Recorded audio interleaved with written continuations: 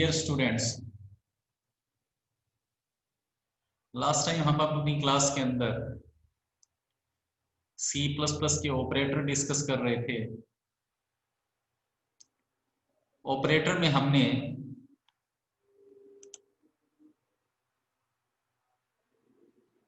Three types के operator discuss कर लिए थे।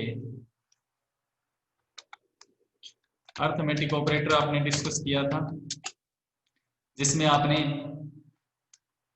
डिस्कशन किया था कि addition, subtraction, multiplication, division and modulus division, these are arithmetic operators.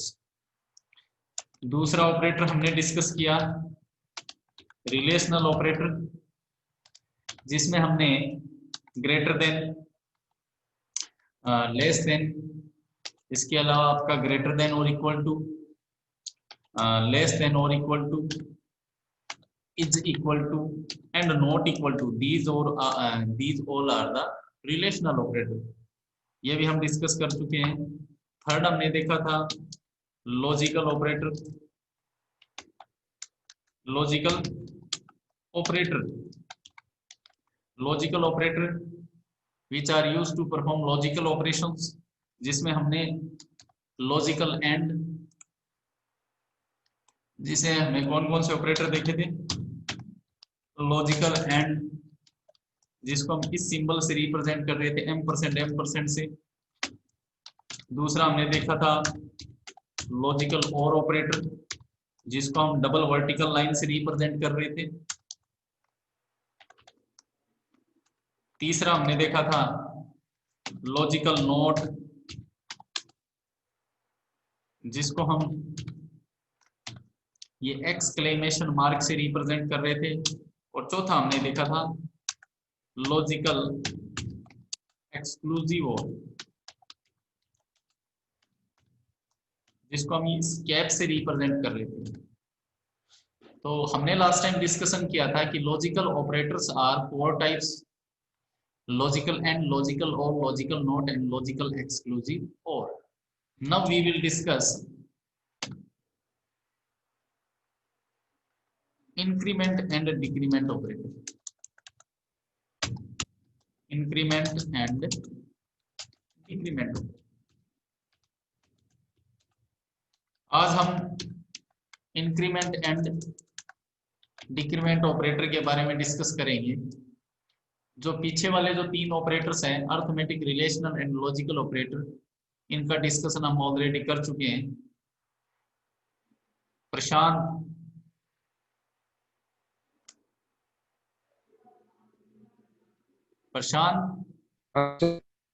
कल आपकी ठीक 12:30 वाला मैसेज देख लिया था ना आपने कल का?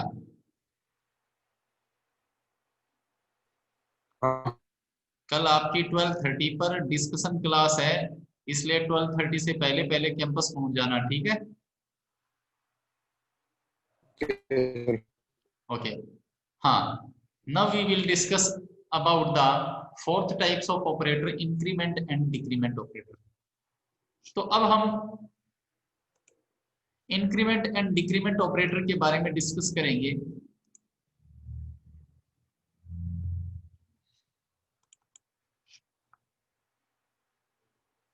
मैं यहाँ पर C++ का एडिटर डायरेक्ट ओपन कर देता हूँ, Ctrl+N। हमारा जो आज का जो टॉपिक है वो क्या है? Increment and decrement operator.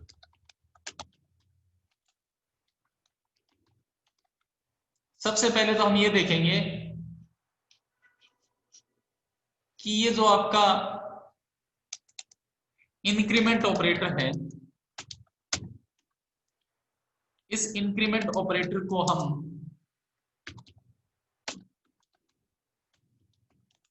Plus symbol से रिप्रेजेंट करते हैं। इंक्रीमेंट ऑपरेटर को हम किस सिंबल से रिप्रेजेंट करते हैं? प्लस सिंबल से रिप्रेजेंट करते हैं। पहली बात तो इंक्रीमेंट ऑपरेटर के बारे में क्या हुई कि this is represented by plus symbol दूसरा, it is also known as unary operator. इंक्री ऑपरेटर को हम क्या कहते हैं? इंक्रीमेंट ऑपरेटर को हम यूनरी ऑपरेटर भी कहते हैं। मैंने जब ऑपरेटर स्टार्ट किया था उस टाइम में मैंने ऑपरेटर की 3 ब्रॉड कैटेगरी बनाई थी। यूनरी ऑपरेटर ऐसा ऑपरेटर जो एक ऑपरेंड पर अप्लाई हो उसे यूनरी ऑपरेटर कहते हैं। दूसरा बाइनरी ऑपरेटर जो 2 ऑपरेंड पर अप्लाई हो उसे बाइनरी ऑपरेटर कहते हैं। और तीसरा था टर्नरी ऑपरेटर जो 3 ऑपरेंड्स पर अप्लाई उसे टर्नरी ऑपरेटर कहते हैं। तो increment and decrement both are the unary operators because these operators are applied on only one operands। ये इंक्रीमेंट और डिक्रीमेंट दोनों ही ऑपरेटर यूनरी ऑपरेटर होंगे जो एक ही ऑपरेंड्स पर अप्लाई होते हैं। तो इंक्रीमेंट ऑपरेटर को हम प्लस प्लस सिंबल से रिप्रेजेंट करेंगे, इसको यूनरी ऑपरेटर भी कहते हैं। अब ये ऑपरेटर जब किसी ऑपरेंड पर अप्लाई होगा तो क्या करेगा? ये ऑपरेटर क्या करेगा? आप यहां पर ये कहोगे this operator when applied on any operand then increase the value of that operand by 1। जैसे a इज इक्वल टू 5 है और आपने a प्लस प्लस ऑपरेटर लगा दिया, a इज इक्वल टू 5 है और a पर आपने प्लस प्लस ऑपरेटर यूज कर दिया। इसका मतलब आपने a पर कौन सा ऑपरेटर यूज किया? इंक्रीमेंट ऑपरेटर यूज किया। तो ये प्लस प्लस ऑपरेटर जो है वो a की वैल्यू को 5 से क्या कर देगा? 6 कर देगा। मतलब जिस भी ऑपरेंड पर ये अप्लाई होगी इंक्रीज हो जाएगी। अब यहाँ पर अगर हम बात करें इसकी टाइप्स की तो इंक्रीमेंट ऑपरेटर को भी हम 2 कैटेगरी में डिवाइड करते हैं। इंक्रीमेंट ऑपरेटर को हम कितनी कैटेगरी में डिवाइड करते हैं? 2 कैटेगरी में डिवाइड करते हैं। एक तो होता है प्री इंक्रीमेंट और एक होता है आपका post increment operator and post increment. There are 2 types of increment operator, pre-increment operator and post-increment operator। pre-increment operator का मतलब यह है, प्री-इंक्रीमेंट की अगर हम बात करें, यदि इंक्रीमेंट ऑपरेटर किसी ऑपरेंड पर जब अप्लाई होता है और उस ऑपरेंड से पहले यूज करें तो उसे इंक्रीमेंट ऑपरेटर कहते हैं। तो आप ये कहोगे दिस ऑपरेटर, या आप ये कह सकते हो if plus plus operator before operand, if plus plus operator is used before operand. मतलब अगर आपने मान लो सपोज करो कि कोई ऑपरेंड लिया, ठीक है, एग्जांपल अगर मैं लूं यहाँ पर कि सपोज करो कि आपने एक ऑपरेंड लिया a और आपने ऐसे लिखा plus plus a, plus plus a। तो यहाँ पर a क्या है? एक ऑपरेंड है और आपने प्लस प्लस को a से पहले यूज कर दिया। अगर किसी ऑपरेंड से पहले प्लस प्लस यूज हो जाए तो इसे प्री इंक्रीमेंट कहते हैं। प्री का मतलब पहले, तो यहाँ पर प्लस प्लस ऑपरेंड से पहले लगा है तो इसको क्या कहेंगे? प्री इंक्रीमेंट कहेंगे। इसी तरीके से अगर मैं यहाँ पर पोस्ट इंक्रीमेंट की बात करूं तो पोस्ट का मतलब होता है बाद में। तो यहाँ पर सिंपली आप ये कह सकते हो if plus plus operator is used after operand. यहाँ पर बिफोर की जगह क्या लिख दी? After operand. ये प्लस प्लस ऑपरेटर यूज होता है ऑपरेंड के बाद में। जैसे यहाँ पर अगर मैं देखूं, अगर मैं तो ये प्लस प्लस जो पहले लगा है इसको बाद में लगा दिया, दिस इज पोस्ट इंक्रीमेंट। तो ये क्या बन गया? पोस्ट इंक्रीमेंट ऑपरेटर बन गया। तो simply we can say increment operator is represented by plus plus symbol. Increment operator is represented by plus plus symbol.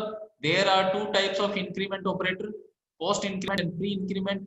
post increment always used after the operand, pre increment operator always used before the operand, and increment operator when we applied on operand then this operator increase the value of that operand by 1।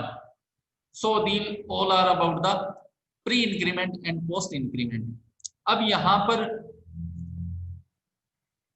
Pre increment और post increment की जब बात की जाती है तो इसमें कई चीजें, केस फर्स्ट, ठीक है, केस फर्स्ट की अगर हम बात करें या सिंपली अगर मैं यहां पर ये कहूं कि आप इसको कई तरीके से यूज करेंगे, है ना। सबसे पहली बात मैंने यूज की, केस फर्स्ट में लेता हूं, when we use plus plus operator, when we use plus plus operator on individually. यहां पर मैंने लिखा कि यदि आप plus plus operator individually use करते हैं, अभी बताता हूं क्या मतलब। In such case, in such case there is, in such case post and pre increment both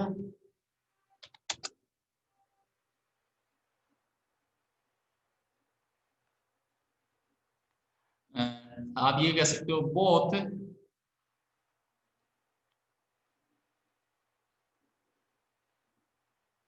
act, या ऐसे कह सकते हो आप, in such case post and pre increment both are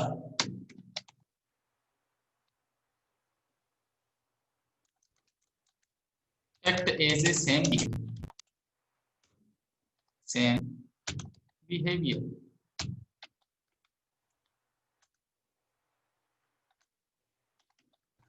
ठीक है, तो अगर आप प्लस प्लस ऑपरेटर का यूज किसी ऑपरेंड पर इंडिविजुअल करते हैं, अलग से करते हैं, तब उस केस में pre increment and post increment दोनों क्या समझे जाएंगे, सेम समझे जाएंगे। दोनों जो है वो सेम बिहेवियर करेंगे, मतलब post increment and pre increment दोनों में आपको सेम लगेगा। फॉर एग्जाम्पल मैं आपको बताता हूँ, इसको समझने के लिए मैं यहाँ पर इस सारे ये जितने भी स्टेटमेंट है ना, इन सबको कमेंट बना देता हूँ।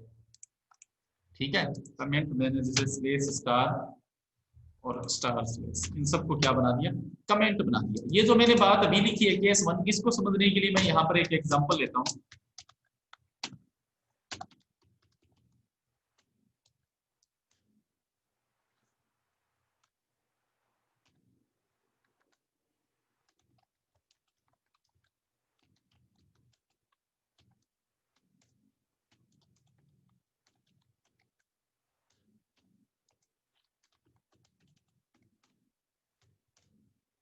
इतना तो अपने प्रोग्राम बनाते ही हैं।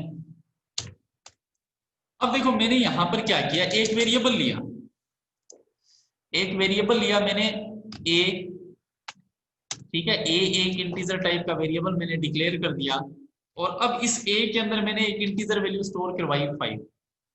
सबसे पहला स्टेटमेंट इंट ए, इसका मतलब ए एक वेरिएबल लिया है जो किस टाइप का, इंटीजर टाइप का। अब मैं ए का यूज करता हूं और ए के अंदर एक इंटीजर वैल्यू 5 स्टोर करवाता हूं, दूसरा स्टेटमेंट हो गया। अब तीसरे स्टेटमेंट में मैंने क्या लिखा, ए पर अप्लाई किया प्लस प्लस। तो आप देख रहे हो कि मैंने प्लस प्लस ऑपरेटर ए के बाद में लगाया है, तो इसका मतलब मैंने कौन सा यूज किया है, पोस्ट इंक्रीमेंट। मैंने पोस्ट इंक्रीमेंट यूज किया है, तो पोस्ट इंक्रीमेंट ए पर जब मैंने पोस्ट इंक्रीमेंट मतलब, अब मैं क्या कर रहा हूं, ए पर इंडिविजुअल अप्लाई कर रहा हूं। ये ए एक सिंगल स्टेटमेंट है ना, इसकी वैल्यू मैं कहीं पर स्टोर नहीं करवा रहा कि भाई एक तो ऐसा हो कि मैंने इस पर इंक्रीमेंट ऑपरेटर अप्लाई किया और इसकी वैल्यू को मैं कहीं पर स्टोर करवा रहा हूं, वो काम नहीं है। बस मैंने इंडिविजुअली इस पर अप्लाई कर दिया, तो ये क्या करेगा, ए प्लस प्लस, इसका मतलब ए की वैल्यू को एक से क्या करेगा, इंक्रीमेंट करेगा, और ए की वैल्यू क्या हो जाएगी, एक तरीके से ए की वैल्यू ऐसे हो जाएगी, A is equal to A plus 1, A is equal to A plus 1। इसका मतलब हो गया ए में वैल्यू क्या है 5 और उसमें क्या ऐड हो जाएगा 1। इसका मतलब ए की वैल्यू अब 5 से क्या बन जाएगी, 6 बन जाएगी। ए प्लस प्लस का मतलब हो गया A is equal to A plus 1, मतलब ए के अंदर प्लस 1 हो जाएगा और वो वैल्यू वापस किस में चली जाएगी, ए में। तो a प्लस प्लस का मतलब है a की वैल्यू 1 से इंक्रीमेंट हुई, a की वैल्यू में +1 ऐड हुआ, a की वैल्यू 5 से क्या हो गई 6 हो गई। अब अगर मैं यहां पर a को प्रिंट करता हूं, अगर मैं यहां पर a को प्रिंट करता हूं तो a की वैल्यू क्या प्रिंट होगी, यहां पर मैसेज और दे देता हूं मैं। अगर मुझे मैसेज देना है तो मुझे फिर से क्या लगाना पड़ेगा, ये तो a की वैल्यू प्रिंट हो जाएगी, इससे पहले मैसेज देना है तो फिर से पुट टू, मैं लिख देता हूं a plus plus equal to, मैं मैसेज यहां पर क्या दे रहा हूं a plus plus equal to a की वैल्यू। ओके, नाउ मैं इसको सेव करता हूं और इसको एग्जीक्यूट करवा देता हूं। पहले इसको सेव कर देते हैं, सेव के लिए मैंने यहां पर इसका जैसे नाम लिख दिया इंक्रीमेंट। Okay, enter.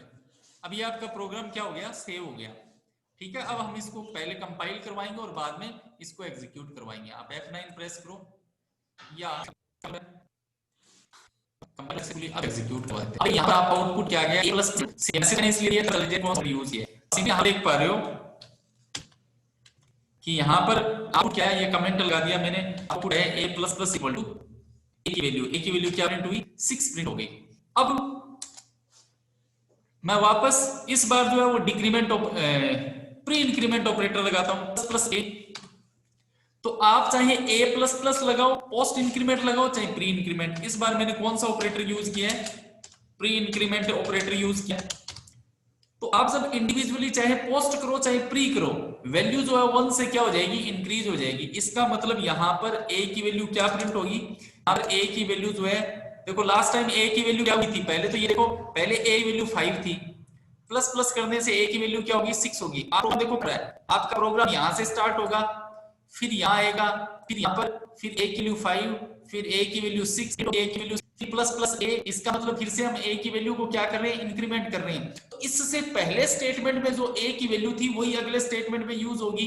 पहले स्टेटमेंट में क्या होगी थी, a की वैल्यू 6 थी, तो अब ये a किस पर अप्लाई होगा, 6 पर होगा। इसका मतलब a प्लस प्लस a का मतलब है कि ये 6 को क्या 7 कर देगा, और a की वैल्यू क्या हो जाएगी 7 हो जाएगी। अब अगर मैं यहां पर प्रिंट करता हूं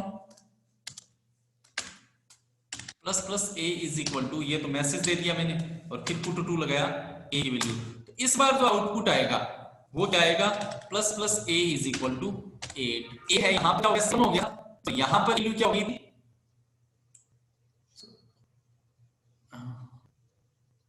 हाँ a की वैल्यू क्या हो गई थी, और फिर आपने a की वैल्यू को इंक्रीज किया तो ये क्या होगी 7 हो गई, तो आपका आउटपुट क्या आएगा 7 आएगा। प्लस फिर से फाइल करके एग्जीक्यूट करवाते हैं, प्लस इसी प्लस करेंगे 7 होगी। अब यहां की वैल्यू कितना इंक्रीमेंट हो गया, 2 टाइम्स इंक्रीमेंट हुआ है। a की वैल्यू 5 थी तो 2 8 हो जाएगी, a की कंवर्जन हो जाएगी, तो यहां पर कंपाइल हो गया। अब हमें तो आ क्या आ रही है, प्लस प्लस इक्वल टू 6 और फिर plus a is equal to 7। देखो लगातार आ रही है, क्यों आ रही है, क्योंकि देखो मैं कहीं पर भी स्लैश n नहीं लगाया, इसीलिए क्या हो रही है, ये लगातार वैल्यू पहले की वैल्यू प्रिंट होगी, a प्लस प्लस की वैल्यू प्रिंट होगी, a प्लस प्लस a की वैल्यू प्रिंट होगी।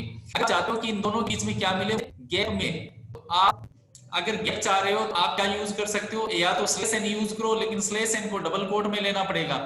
देखो कैसे, a प्लस की वैल्यू आपने प्रिंट कर दी, a plus plus is equal to a की वैल्यू, उसके बाद में कर्सर को नेक्स्ट लाइन में लाना चाह रहे हो तो अब दो तरीके हैं, या तो यहां पर क्या लगाओ, पुट टू लगाओ, और स्लैश n में क्या लिखो, स्लैश n डबल कोट में लिख दो। इसका मतलब क्या होगा, a प्लस प्लस ये मैसेज प्रिंट होगा इक्वल टू, और फिर किसी वैल्यू प्रिंट हो जाएगी a की वैल्यू, फिर कर्सर चला जाएगा लाइन में, फिर अगली जब वैल्यू प्रिंट होगी plus plus a is equal to, तो ये नेक्स्ट लाइन में प्रिंट होगी a की वैल्यू, एक तरीका है। दूसरा अगर स्लैश n या तो आप देखो आपका मैसेज प्रिंट हुआ इक्वल टू a की वैल्यू, फिर उसके बाद में आपका जब दूसरा मैसेज प्रिंट होगा plus plus is equal to, तो इसी को देखो डबल कोट में लेना होता है स्लैश n, तो आप इससे बेसिक को स्लैश n देखो ये डबल कोट नहीं है, तो इसका मतलब कर्सर पहले अगली लाइन में जाएगा, मैसेज प्रिंट होगा plus plus is equal to a। अब देखो अगली लाइन में प्रिंट हम कहते हैं स्लैश, जिसको हम एक सीक्वेंस कैरेक्टर कहते हैं, साइन को ब्रेक बैक कर सकते हैं, पहुंचा देते हैं। स्लैश n को हमेशा डबल कोट में लेना पड़ेगा, तो इसलिए डबल कोट वहां लोगे तो आपको पुट टू लगा करके लेना पड़ेगा, और ये मैसेज बोल रही है इसलिए स्लैश n इससे पहले यूज कंपाइल करवा दिया। अब आप देख रहे हो a plus is equal to 6 and plus plus a is equal to 6, तो सिंपली यहां पर ये कह सकते हैं कि आपका सेम यूज करते हैं अगर आप ऑपरेटर को इंडिविजुअली यूज करते हो। ठीक है, अब आप एक क्वेश्चन और बनता है कि सर अगर मैं स्लैश n नहीं लगाना चाहूं, कोई दूसरा ऑपरेटर मेरे पास है क्या, तो आप ये कहोगे हाँ हम यूज कर सकते हैं। अगर मैं स्लेस एन नहीं लगाना चाहूं, अगर मैं स्लेस एन नहीं लगाना चाहूं तो आप plus plus equal to A की वैल्यू, ठीक है, प्लस इक्वल टू ए की वैल्यू। अब आप अगर चाहो तो एक आप आगे चल करके एक फंक्शन पढ़ोगे मैनिपुलेटर, जिसको आप टू लगा करके क्या लिख सकते हो, ई एन डी एल लिख सकते हो, end L end line, E N D L end L. आपने क्या यूज किया, तो A plus equal to A की वैल्यू, फिर एल कर्सर नेक्स्ट लाइन में, फिर आपको मैसेज मिलेगा plus plus A is equal to A की वैल्यू, ठीक है। तो देखो इसको मैंने एंड एल लगा दिया, कंट्रोल एस, कंपाइल करो, वहां पे नहीं लगाते हो तो फिर आपको पुट टू लगाना, यहां पे आएगा, यहां पर पुट टू लगा करके मतलब पुट टू ऑफ स्लेस फिर एंड एल लिखोगे और फिर आप ऐसे यूज कर सकते हो। एग्जीक्यूट करवाया, आप देख रहे हो वही काम कर रहा है। ए प्लस प्लस क्या करते हैं, मैनिपुलेटर का भी यूज कर सकते हैं। मैनिपुलेटर अलग से आपका टॉपिक आएगा जिसको डिटेल से डिस्कस करेंगे। अभी सिर्फ आप ये याद रखो कि डबल कोट में ही लेना पड़ता है, ये स्लेस एन की तरह काम करता है। स्लेस एन भी लाइन को ब्रेक करता है, एंड एल भी लाइन को ब्रेक करता है। एंड एल को डबल कोट नहीं लेना पड़ता, स्लेस एन को डबल में लेना पड़ता है। दोनों स्टेटमेंट है, ठीक है। Yes sir. तो इतना जाने के बाद मैं सिर्फ कर रहा हूं कि आप इंडिविजुअली एक एक करें। इस बार यहाँ पर जैसे यहाँ a plus plus a plus plus plus a plus plus plus plus a, और फिर मैं यहां पर मैसेज प्रिंट किया, पहले मैसेज दे दिया डबल कोट में a इज इक्वल टू और फिर डबल की वैल्यू a, मैंने सेव कर लिया, कंट्रोल से सेव हो गया और सीपीपी से। अब मुझे ये बताओ कि a की फाइनल वैल्यू क्या आएगी, ए की फाइनल वैल्यू क्या होगी।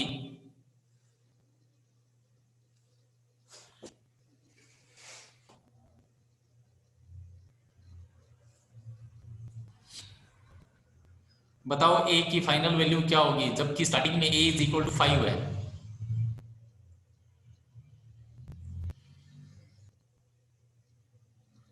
लास्ट में प्रिंट करवाई है हमने ए की वैल्यू, तो क्या होनी चाहिए आपके हिसाब से।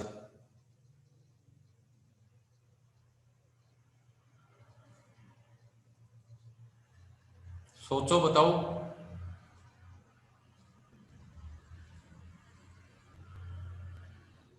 अभी जैसे मैंने लास्ट एग्जांपल में बताया उस हिसाब से सोचो कि जब इंक्रीमेंट करके फिर अगले स्टेटमेंट क्या सोच के बताओ।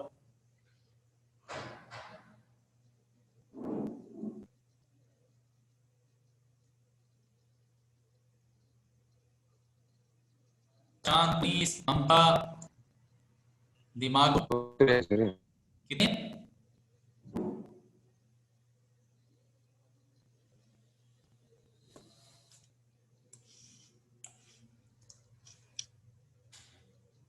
दोबारा से देखो मैंने अभी आपको बताया कि जब आप इंक्रीमेंट ऑपरेटर चाहे पोस्ट हो चाहे प्री हो, जब इंडिविजुअली यूज करते हो, है ना, अब इस वैल्यू का अपने कहीं भी किसी के अंदर स्टोर नहीं करवा रहे, है ना, तब उस केस में ये कैसे यूज होगा वो देखना अपने को। तो देखो सिंपली यहाँ पर a प्लस प्लस, इसका मतलब a की वैल्यू सबसे पहले इंक्रीमेंट होकर 6 हो जाएगी।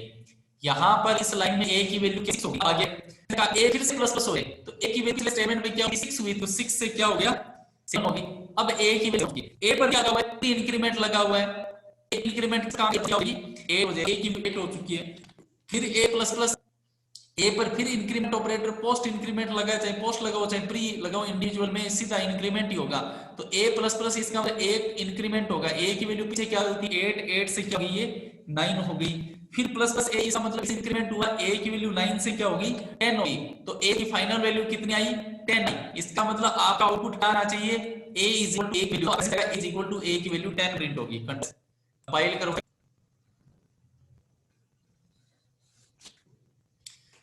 आउटपुट देखना कि a इज इक्वल टू 10 आता है नहीं आता है, चेक करना है। एग्जीक्यूट करवाते हैं तो आप 10 आ गई। तो कहने का मतलब है अगर आप इंडिविजुअली अप्लाई कर रहे हो पोस्ट एंड प्री को, तब post and increment and pre increment का काम सीधा वैल्यू 1 से इंक्रीज करना, दोनों सेम बिहेव करेंगे, दोनों क्या करेंगे सेम बिहेव करेंगे। अब यहां पर ये ना क्लियर है, यस और नो? Yes sir. ओके, क्या कह रहे हो? अरे प्रशांत वॉइस क्लियर नहीं हो रही, आप चैट में टाइप कर दो, आपकी जो क्वेरी है वो चैट में टाइप करो, वॉइस क्लियर नहीं आ रही आपकी। ठीक है, तो इस तरीके से हम क्या कर सकते हैं, वैल्यू को इंक्रीज कर सकते हैं। अब मान लो ये जो वैल्यू है, अगर मैं इसी को ऐसे लिखता सी आउट के अंदर, सबको सी आउट के अंदर यूज कर लेता, सबको क्या कर लेता, सी आउट के अंदर, बताता हूं मैं।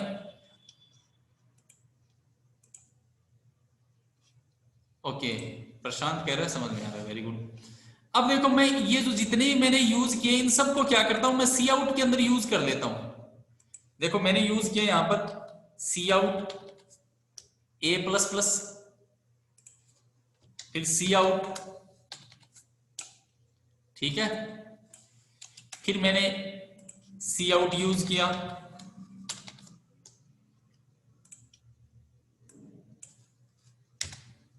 फिर मैंने सी आउट यूज किया,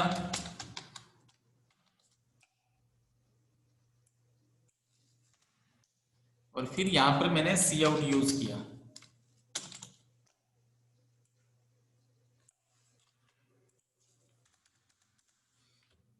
मैंने इसको सेव कर दिया, मैं फिर से इसको कंपाइल करवा रहा हूं। करेंगे जो है इनको क्या कर रहा हूं, क्या करवा रहा हूं, प्रिंट भी करवा रहा हूं। तो अब हमें देखिए आउटपुट क्या आएगा, और मैं काम क्या लगाता हूं, एल लगाता हूं, सी आउट एंड एल,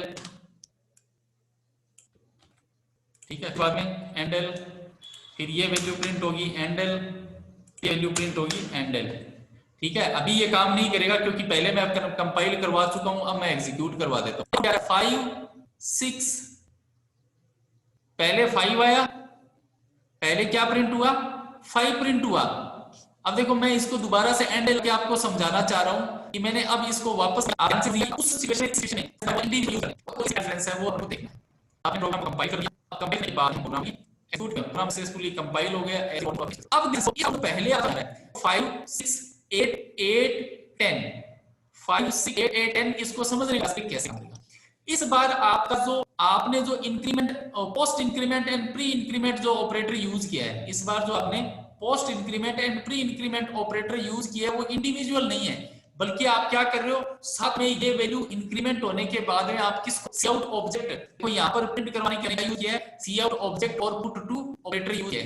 आप क्या कर रहे हो, दो काम कर रहे हो, इंक्रीमेंट हो, प्री हो चाहे पोस्ट हो, उसको अप्लाई कर रहे हो और फिर इसको दे रहे हो प्रिंट करवाने के लिए सी आउट और पुट टू ऑपरेटर। इस बार इंडिविजुअल नहीं है, ये सिंगल स्टेट नहीं है। आप सी आउट इसको प्रिंट करवाने वाला काम और करो, मतलब प्रिंट करवाने के लिए और दे रहे हो, है ना, दो काम कर रहे हो। तो इस बार जो है वो pre increment and post increment जो ऑपरेंड पर अप्लाई हो, केवल इंडिविजुअल स्टेट में नहीं रहा, बल्कि आप वैल्यू को कहीं पर दे हो रहे हो। तब उस केस में क्या काम करेगा, अब मैं आपको बताता हूं कि पोस्ट इंक्रीमेंट मतलब होता है इंक्रीमेंट बाद में होगा। पोस्ट इंक्रीमेंट का मतलब क्या है, इंक्रीमेंट बाद में होगा। इसका मतलब देखो सबसे पहले क्या होगा, इस बार आपने जब सी आउट और पुट टू के साथ इसको यूज किया तो देखो क्या होगा, इंक्रीमेंट का मतलब होता है बाद में इंक्रीमेंट। इसका मतलब क्या हुआ कि पहले ये क्या है 5 है, ए पर आपसे ऑपरेटर लगाया, बाद में लगाया, तो इसका मतलब ये पोस्ट इंक्रीमेंट है, इसका एक वैल्यू बाद इंक्रीमेंट होगी। तो आप देखोगा जब आपने सी आउट पुट टू यूज किया, पोस्ट इंक्रीमेंट है, तो देखो ए की ओरिजिनल वैल्यू है 5 है, तो पोस्ट इंक्रीमेंट क्या होता है, पहले ए की ओरिजिनल वैल्यू सी आउट की जाएगी। मतलब पोस्ट इंक्रीमेंट में क्या होता है, पहले ए की ओरिजिनल वैल्यू हो जाएगी। इसका यूज होने का मतलब है ए ओरिजिनल वैल्यू क्या है 5 है, इसका मतलब क्या होगा, ए की original value C output to के पास जाएगी। ए की ओरिजिनल वैल्यू का मतलब है पहले क्या प्रिंट हो जाएगा, ए की ओरिजिनल वैल्यू प्रिंट हो जाएगी, और बाद में ए जो है वो इंक्रीमेंट होगा, ए जो 5 है वो क्या बन जाएगा 6 बन जाएगा। देखो पोस्ट इंक्रीमेंट में क्या है, पहले ए की ओरिजिनल वैल्यू जो थी 5 वो क्या हो जाएगी, क्या हो जाएगी, प्रिंट करवा रहे हो तो क्या हो जाएगी, प्रिंट हो जाएगी, और बाद में ये इंक्रीमेंट काम करेगा और ए की वैल्यू 5 से क्या करेगा 6 करेगा।